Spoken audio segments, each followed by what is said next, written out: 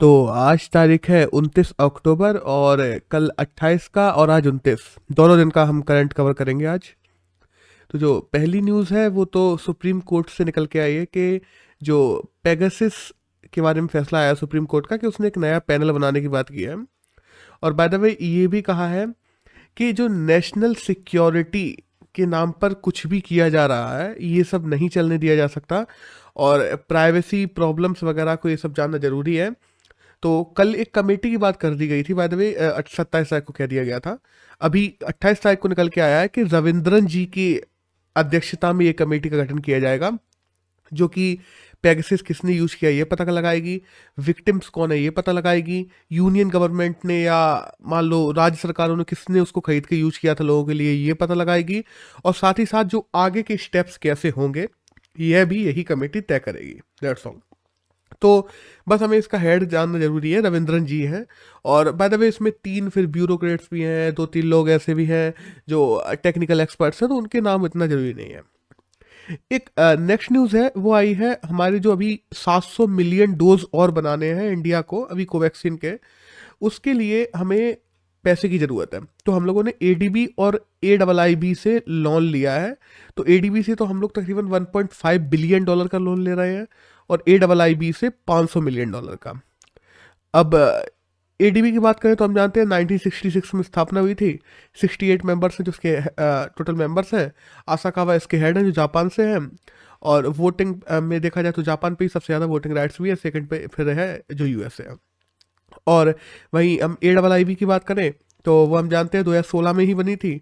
जो जिन है वो उसके हेड है जो चाइना के हैं बाय द वे, बीजिंग में हेडक्वार्टर है और 103 कंट्रीज हैं जो इसकी मेंबर्स हैं। एक नेक्स्ट न्यूज़ है वो आई है यूएन क्लॉज को लेके, कि अभी राजनाथ सिंह ने कह दिया है कि जो यूएन क्लॉज है मेरीन टाइम को लेकर उसको हम सही से मानेंगे। जो देश फॉलो नहीं कर रहे हैं उनका हमें नहीं पता, पर इंडिया इसको पूरी तरीके से फॉलो करेगा और यूएन जितनी भी रूल्स एंड रेगुलेशंस हैं वो इंडिया में लागू होंगी। अब यहाँ पे इन्होंने क्या कहा ये जानना जरूरी नहीं है, लेकिन यूएन क्लॉज क्या है मरीन टाइम को लेकर ये हमें जानना जरूरी है। कि देखो, जो हमारा तटीय इलाका होता है उसको छोड़ दिया जाए, उसके बाद में 12 नॉटिकल माइल तक हमारा जो होता है वो होता है नेशनल स्पेस होता है ना, मेरीन टाइम स्पेस वो होता है। तो उसमें तो पूरा का पूरा अधिकार जैसे जो भी देश है उसका ही रहता है। फिर उसके बाद का 12 नॉटिकल माइल का जो जोन होता है उसको कंटीजियस जोन बोला जाता है। उसमें कोई भी देश की शिपें आ जा सकती हैं बट मिलिट्री शिप्स नहीं जा सकती। और फिर अगर हम लोग सीधे यहाँ से तट से लेके और 200 नॉटिकल माइल तक देखें तो वो एक्सक्लूसिव इकोनॉमिकल जोन होता है किसी भी देश का। और फिर उसके बाद तो हम जानते हैं कि खुला हुआ समुद्र आ जाता है और 1 नॉटिकल माइल तकरीबन 1.8 किलोमीटर के बराबर होता है। और हम लोग अगर बात करें कि यूएन क्लॉज के हेडक्वार्टर कहाँ है तो वो जमैका में है और 1982 में इसकी स्थापना की गई थी। That's all. एक नेक्स्ट न्यूज़ है वो आई है, अभी जो टीचर्स जैसे इंडिया में लोग बनते हैं बीएड डीएड करके बन जाते हैं, तो ये अब आगे से नहीं होगा। 2030 के बाद एक सर्टिफिकेट है जिसका नाम है ITEP, integrated teaching education program. इसका सर्टिफिकेट भी ज़रूरत पड़े करेगा अगर इंडिया में तुम्हें स्कूलिंग में टीचिंग करनी है तो। That's all. और बीएड बीकॉम का जो डिप्लोमा वो करेगा उसके साथ में ही ये सर्टिफिकेट भी ले सकते हैं। तो ये सब बताया गया है। 2030 के बाद टीचर अगर इंडिया में बनना है तो ITEP का भी डिप्लोमा जरूरी है। एक नेक्स्ट न्यूज़ है वो आई है, अभी जो स्वीडन ने time of India campaign launch किया है उसको लेके, कि इंडिया और स्वीडन के बीच में जो बायलैटरल अभी टाइस है उनको और बढ़ाने के लिए, ट्रेड को बढ़ाने के लिए एक time of India campaign launch किया गया है। बाय द वे इंडिया और स्वीडन की हम बात करेंगे साथ में अभी हम लोग क्या कर रहे हैं, तो हम जानते हैं कि जो सेकेंड जॉइंट इंडस्ट्रियल R&D है वो स्वीडन ने हमारे यहाँ स्थापित की थी। और हम जानते हैं कि एम्स जोधपुर के साथ में भी मिलके स्वीडन इंडिया हेल्थ सेंटर बनाए गए थे। इंटरनेशनल सोलर अलायंस को ज्वाइन करने की बात की गई थी। यूएनएससी से जो सपोर्ट है उसकी बात की गई थी कि यूएनएससी में इंडिया को स्थायी सीट मिलनी चाहिए, इसको स्वीडन ने सपोर्ट भी किया था। वही हम देखते हैं जो जनरल सिक्योरिटी एग्रीमेंट है 2019 में, वो भी हम लोगों के बीच में हुआ था कि किसी भी प्रकार के जो डाटा वगैरह है क्रिमिनल्स का वो हम लोग आपस में बदलेंगी सेनाएं। और $2 बिलियन का जो बायलेटरल ट्रेड है वो तो हमारा होता ही है। 2018 में जो नॉर्डिक समिट है उसमें भी इंडिया ने भाग लिया था स्वीडन ने उसके समर्थन से। तो दैट्स ऑल। ये सारे वो चीज़ें हैं जो स्वीडन और इंडिया के संबंध कैसे कहते हैं। और पहले तो हम जानते हैं कि स्वीडिश कंपनियां भी इंडिया में आ चुकी हैं जब ब्रिटिशर्स थे हमारे टाइम पर। तो दैट्स ऑल। एक नेक्स्ट न्यूज़ है, वो आई है AY 4.2 को लेके। ये क्या है? कोरोना का हम देखते हैं डेल्टा, लैम्डा, ये सारे वेरिएंट्स हैं, अब सब वेरिएंट भी निकल रहे हैं। डेल्टा का एक सब वेरिएंट निकला है AY 4.2, जिस वजह से यूरोप में इस समय बहुत ज़्यादा मृत्यु हो रही है, मतलब बहुत ज़्यादा मौतें हो रही हैं। यूरोप में कोरोना फिर से फैलने लगा है, हम लोग देख रहे हैं। तो ये वेरिएंट क्या है? तो AY 4.2 है, बस हमें इसका नाम जानना जरूरी है, दैट्स ऑल।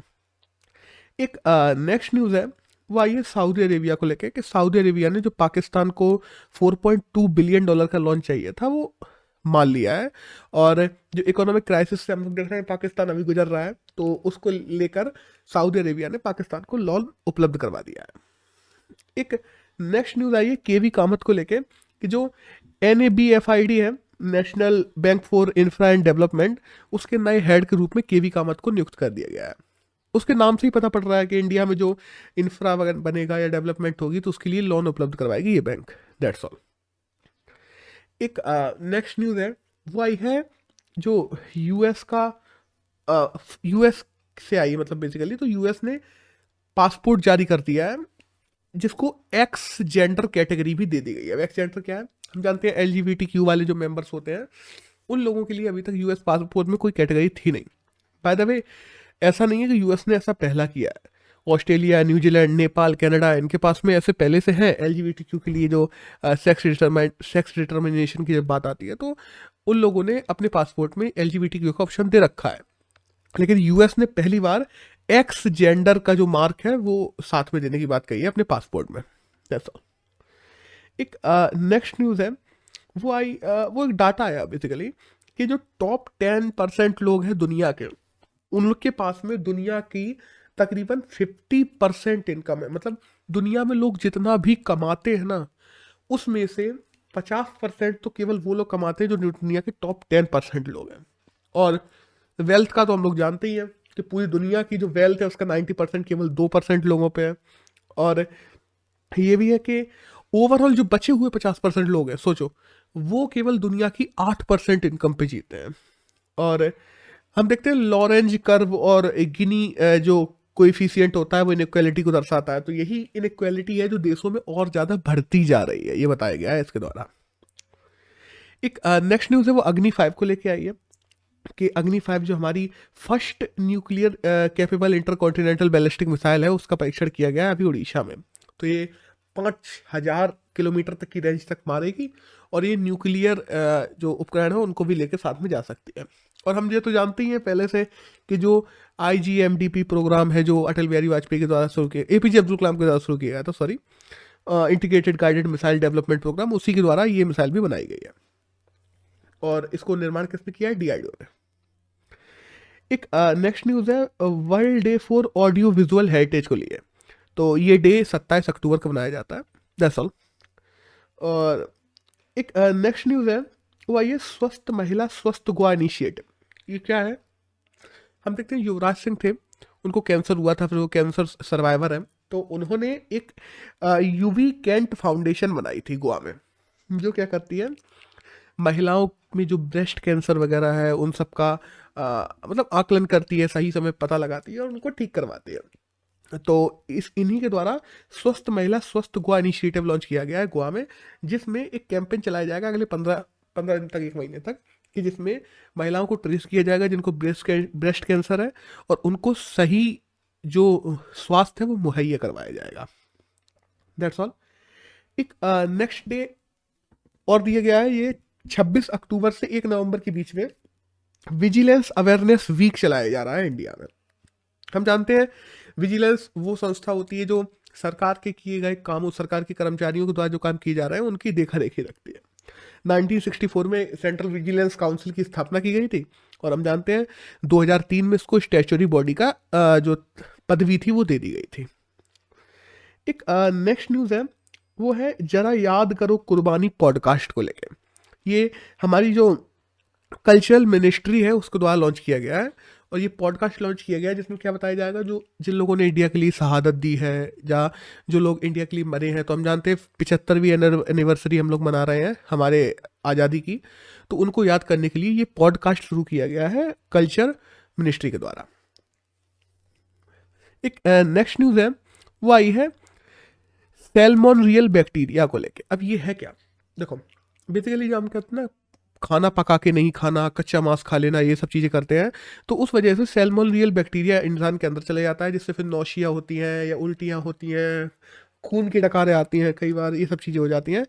तो अभी अमेरिका में क्या हुआ ना, अमेरिका में एक जगह एक रेस्टोरेंट में लोगों ने खाना खाया, वहाँ पे ऑनियन से हो गया ये।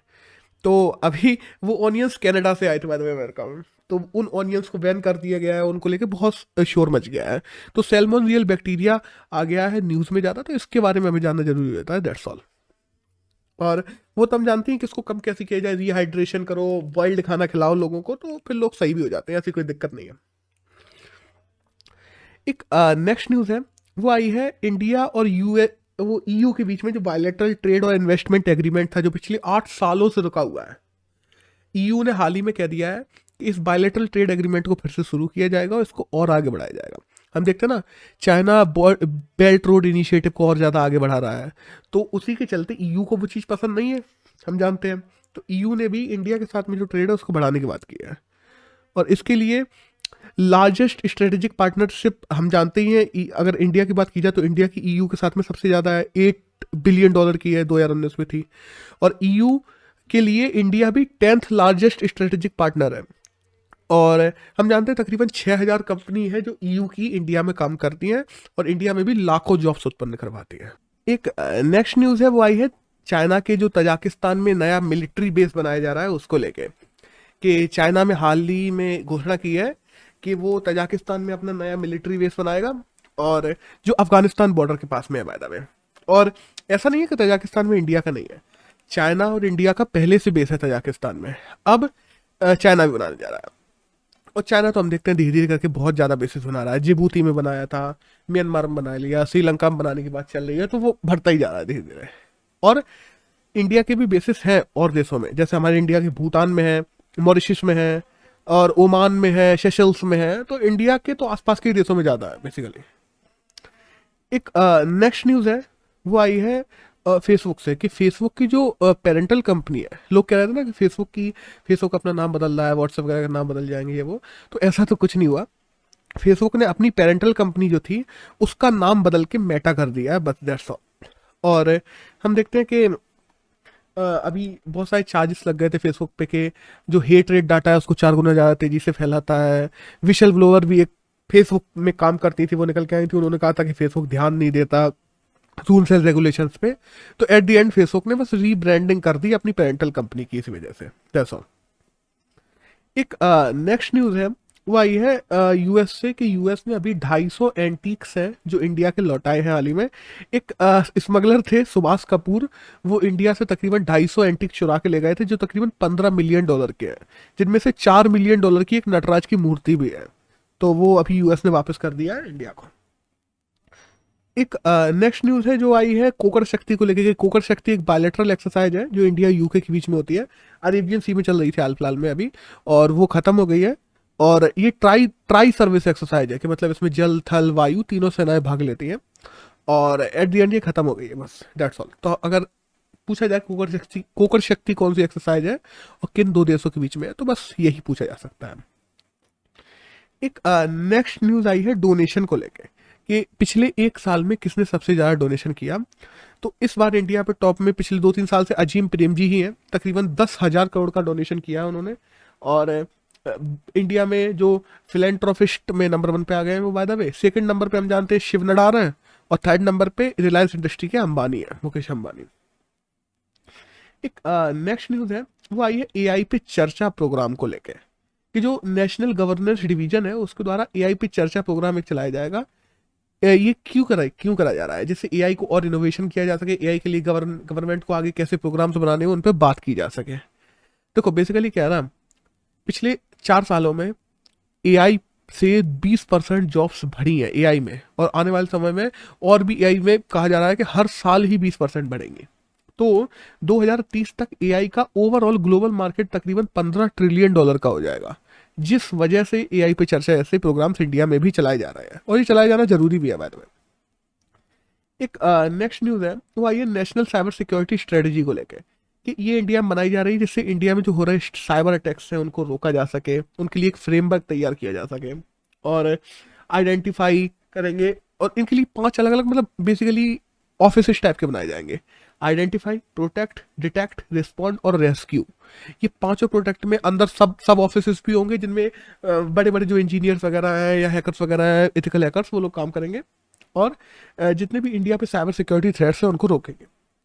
और हम जानते हैं कि जो India one of the biggest market बन गया है साइबर सिक्योरिटी के लिए, क्योंकि हम देखते हैं आए दिन हम लोग घटनाएं सुनते रहते हैं, किसी के कोई पैसे निकल गए, किसी के कोई पैसे निकल गए खाते से वो।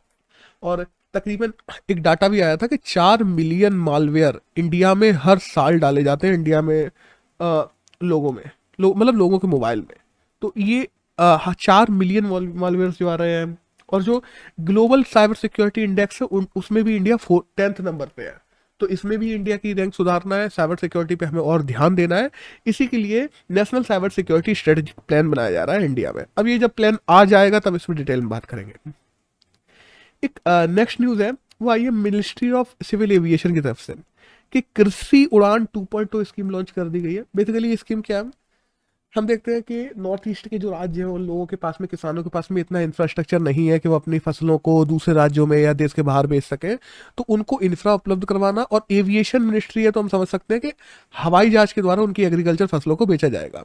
तो जो एविएशन कोस्ट लगती है, ट्रांसपोर्टेशन चार्ज लगते हैं, उन सबको वेव ऑफ कर दिया जाता है, जिससे आम किसान भी अपनी फसलों को बाहर बेच सके।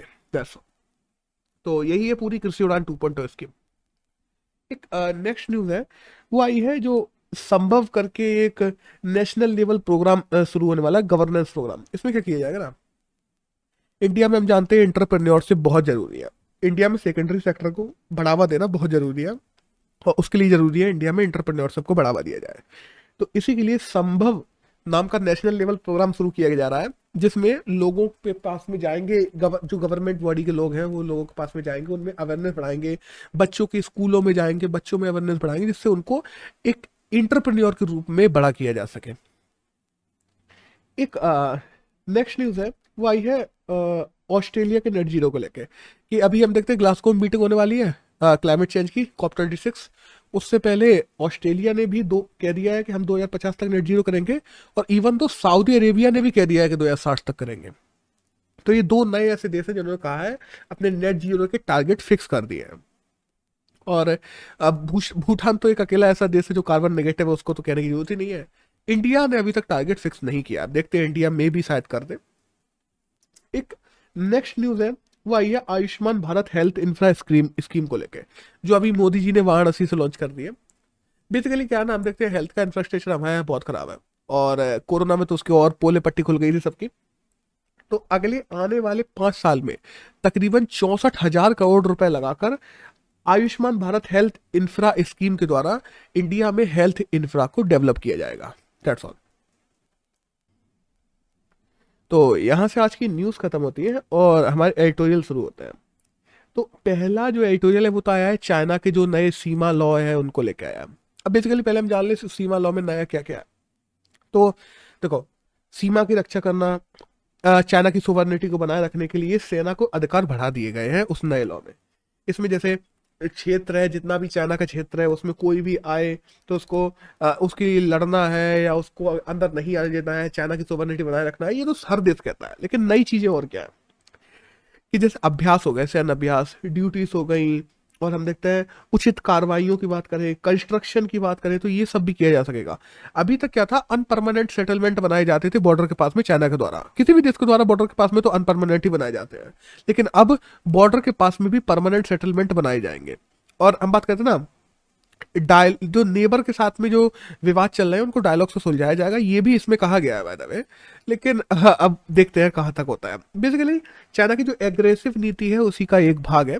और बेसिकली इंडिया ने तो साफ अपोज कर दिया है इस पूरे एक्ट का। इंडिया ने तो साफ कह दिया है कि अक्साई चीन जो विवाद है उसको लेकर अभी से आप कानून कैसे बना सकते हैं, क्योंकि अक्साई चीन हम जानते हैं चाइना के पास है, और है वो इंडिया में जम्मू कश्मीर का इंटीग्रल पार्ट। तो इस वजह से इंडिया ने तो इसको साफ अपोज ही कर दिया है।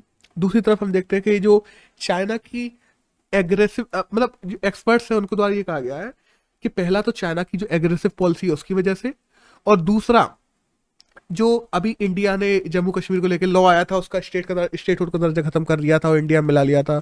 उसके बाद में हम देखते हैं पाकिस्तान ने भी वहां पे आज़ाद कश्मीर के साथ में वही किया। तो इसी के चलते हुए एक तरीके से रिपरकशन है जिसमें चाइना ने ये नया जो बॉर्डर लॉ है वो लेके आया है।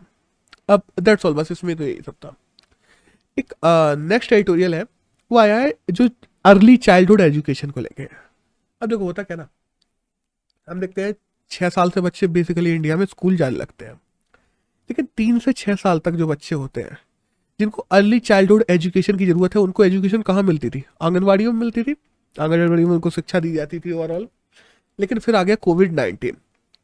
कोविड-19 के आने से एजुकेशन सिस्टम और ज़्यादा ब्रेकडाउन हो गया।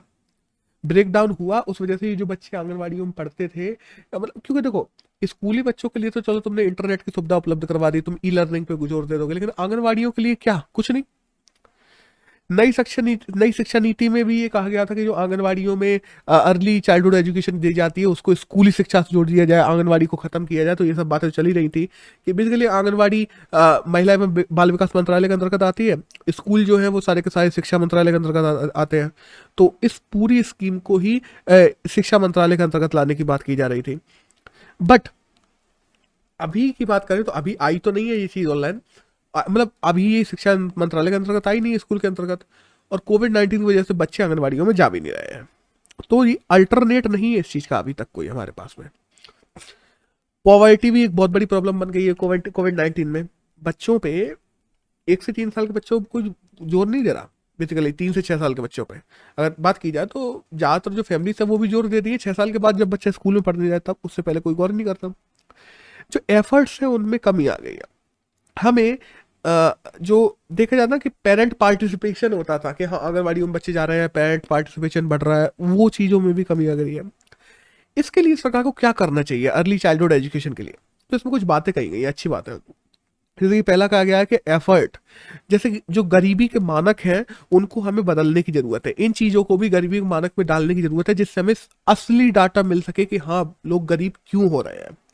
दूसरा, हमें सब्सिडीज को प्रमोट करने की जरूरत है कि तुम अगर अर्ली चाइल्डहुड जो एजुकेशन है उसको बढ़ावा देंगे, आंगनवाड़ियों में बच्चों को भेजेंगे, तो मान लो जो समाज है, समाज में जो लोग हैं उन लोगों को सब्सिडाइज दें कि हाँ तुमने अगर पूरे साल बच्चे को भेजा तो तुम्हें ये एक एक्स चीज मिलेगी, या एक टैक्स वेवर मिलेगा, ये एक एक्स्ट्रा सब्सिडी मिलेगी 2,000 रुपए की। तो वही ना कि एक तरीके से लालच स्कीम। ये बात हमारे अभिजीत बनर्जी ने भी कही थी, जो हमारे नोबेल प्राइज विनर है इकोनॉमिक्स के 2019 के, उन्होंने भी यही सेम चीज ऐसे ही करने को कही थी। वही हम देखते हैं कि टीचर्स में इनोवेशन लाने की जरूरत है, कि टीचर्स को इनोवेटिव आइडियाज की जरूरत है। और एक सबसे बड़ी बात, हाउस होल्ड एजुकेशन फोकस करने की बहुत जरूरत है। टीचर्स जाएं, घर घर जाएं, पेरेंट्स की काउंसलिंग करें, पेरेंट्स को बताएं कि बच्चों को हाउस होल्ड एजुकेशन कैसे देनी है। और इवन तो टीचर्स की भी काउंसलिंग की जरूरत है हमारे यहाँ, तो वो पेरेंट्स को क्या बताएंगे, प्रॉब्लम तो ये है सबसे बड़ी। और क्योंकि देखो बच्चे जब बड़ा होता है तो 3 से 6 साल के बच्चों को सबसे पहली जो शिक्षा मिलती है वो घर से मिलती है, और घर में जो हाउस होल्ड एजुकेशन है उसको बढ़ावा दिया जाएगा, तभी बच्चे का जीवन आगे जाके अच्छा हो पाएगा, तभी हमारा देश बढ़ पाएगा। तो दैट्स ऑल, इस पूरे एडिटोरियल में तो यही था। और दैट्स ऑल, अगर हम बात करें 28 और 29 अक्टूबर की, तो यही करंट था जो हमारे एग्जाम के लिए जानना जरूरी था।